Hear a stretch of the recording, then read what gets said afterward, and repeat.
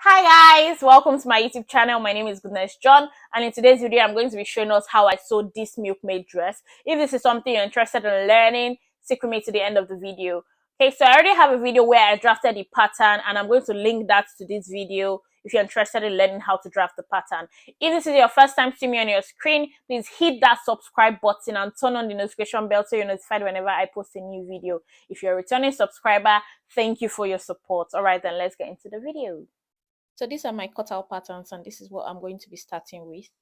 So I'll start with the center front and side front. So I'm just removing the pins from it, and I'll just put everything else aside.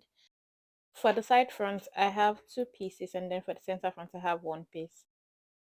So I'll take my center and side front and join it together with 1/2 inch sewing allowance. So I've sewn the sides together. So the next thing I'm going to do is just to notch where I've sewn around the curve so that when I go to iron it is going to sit properly. So I've gone and ironed it. I ironed the seams open and the right face, and this is what it looks like. Next, I'll put the side aside and start working on the gathered part of the bustier. So I'll just take out the pins, and then the next thing I'm going to do is to sew with the running stitch. That's my biggest stitch at the top, along the top and along the bottom, because I'm going to be gathering it up.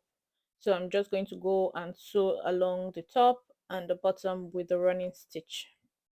So I've gone and sewn it. So the next thing I'm going to do is to start pulling on one of the threads until it gets to the desired size, which is the size of the previous bustier I just joined. So I'll bring the other bustier. So this is going to be the lining, and the gathered part will be the front of it, so the main fabric part of it. So I'm just placing it on each other to ensure that I have the right size. When I've pulled till I have the right size, I'll start to arrange the gathers so that it's evenly distributed. So once I'm done and happy with the size, I'll go and join the tops together. So I'll be joining the bustier and the gathered part together with 1/2 inch. So I've gone and joined it, and this is what it looks like. So the next thing I'm going to do is to top stitch on the lining part so that it sits well. I've just done that, and this is what it looks like. Milkmaid bustier is beginning to come together.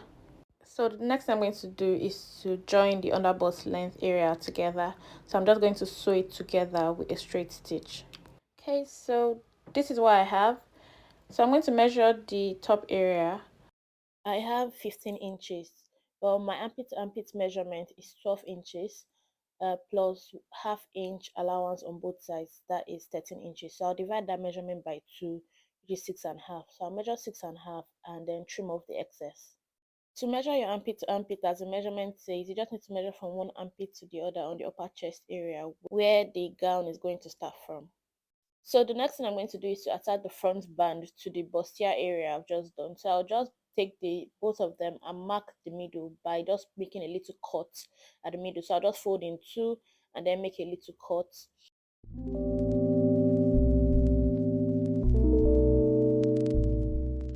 So I'll place the two parts together with the cut I've just made. I'll align it and then go and sew with 1/2 inch allowance. So this is what it looks like.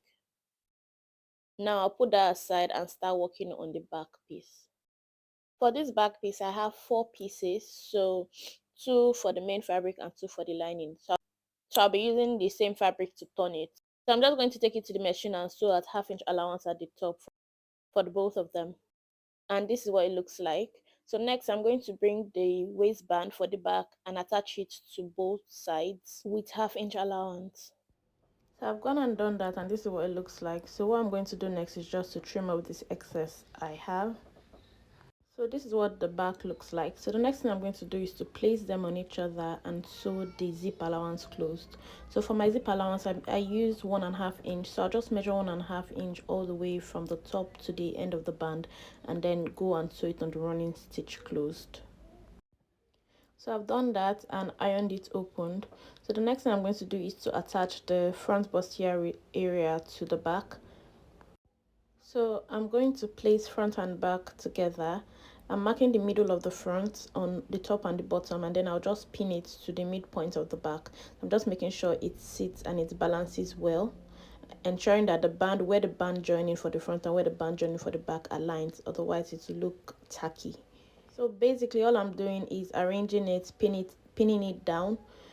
And don't forget, I trimmed the armpit to armpit area of the front, and I've not done that for the back. So I'm just using. I'm going to use the front to trim the back as well. So after I pin it, I'll trim off the excesses on the back, and then I'll trim off the armpit to armpit excess as well.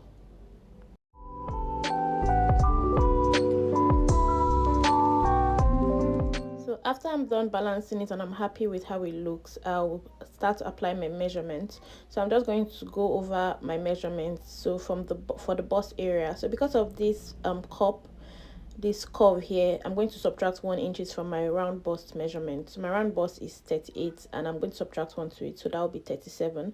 So I'll mark 37 inches. So that will be 37 divided by 2. So what I should have is 18 and a half. So I currently have 21, so I'm going to subtract 18 and a half from that, which is 2.5. So I'll be splitting the 2.5 on both sides. So I'm just going to use my tape to divide 2.5 in two. Then I'll put half of the measurement on one side and half on the other side. Next, I'm going to measure the waist. So my round waist is 28, divided by 2 is 14. So I have 17 inches, minus that is 3 inches. So 3 inches divided by 2 is 1.5. So I'll be measuring 1.5 on both sides. Next, I'm going to take a ruler and connect my bust measurement that I've marked to the waist measurement that I've marked on both sides. Then I'll go and sew on the lines I've drawn. So this is what it's looking like. The next thing I'm going to do before I attach the bottom part to it, I'm going to take the back, so the zip allowance area, and just reduce it by 1 inch. So it's just going to go 1 inch and then slant to meet the sides. So I'm not going to reduce from the sides, just around the zip allowance. So I'll just measure 1 inch at the zip area and then slant it and use the scissors to cut it out. So this 1 inch slant is just to account for the bust curve in front. So by the time you slant it and attach it, the front and the back front will be equal, like it'll be in the right place. Otherwise, the back will just be drooping, like it will be lower than it should be because of the front bust curve, which takes the front measurement a little higher. So now I'm just splitting the stitch I did at the zip allowance so that I can attach the bottom part to the upper part. So the bottom part, I already cut out flay, like a circle pattern, so it's a half circle.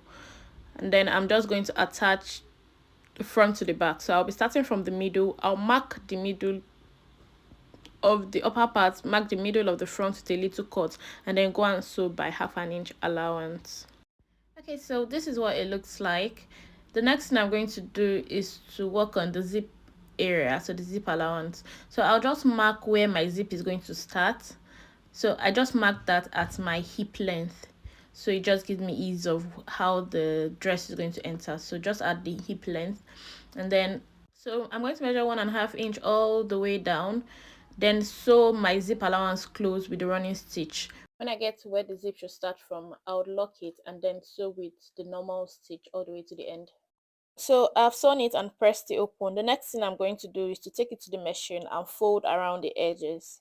Okay, so my dress is coming together beautifully now. So the next thing I'm going to do is just to put this piece aside and start working on my sleeves. So for the sleeves, I have this fabric that I already cut out. It is 17 inches length by 36 inches width. So folded is 18 inches. I have two pieces, one for each sleeve. I'm going to be using rubber at the bottom and rubber at the top to gather it all up.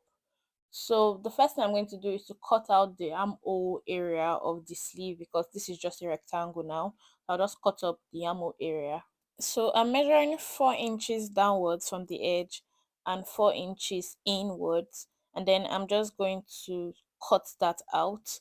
So basically my armhole, I'm just making it bigger than the one on the actual dress. So if I have any excess when I'm attaching sleeve to dress, I'll pleat in the excess into the armhole of the dress.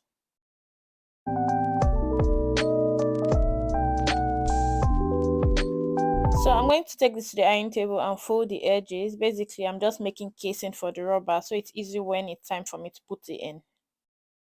So I've ironed it and this is what it looks like. So I'm just going to cut up the rubber. So for my measurement, I'm going to be using 9 inches for the top and 10 inches for the bottom, so that's around the armhole and the upper arm.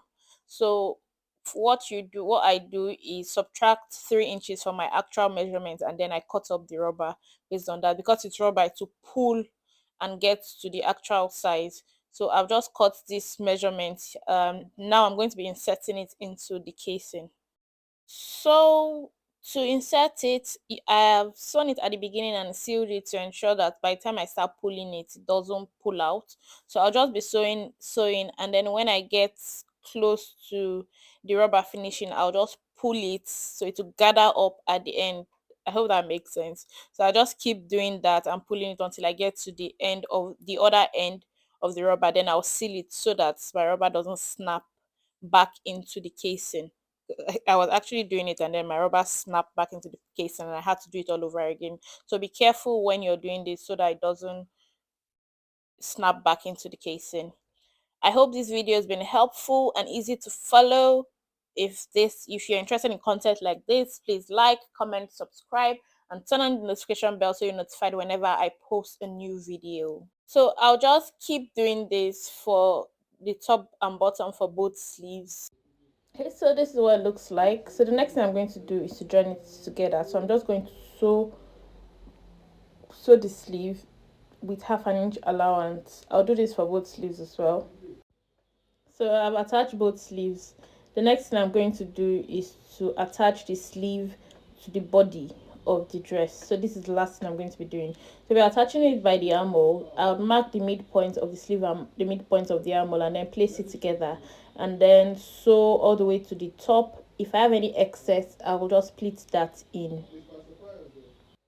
So I've attached both sleeves, and the next thing I'm going to do is to fix the zip. So I'll just open the zip allowance that I closed up initially, and then I'll just fix the zip and show you guys what it looks like.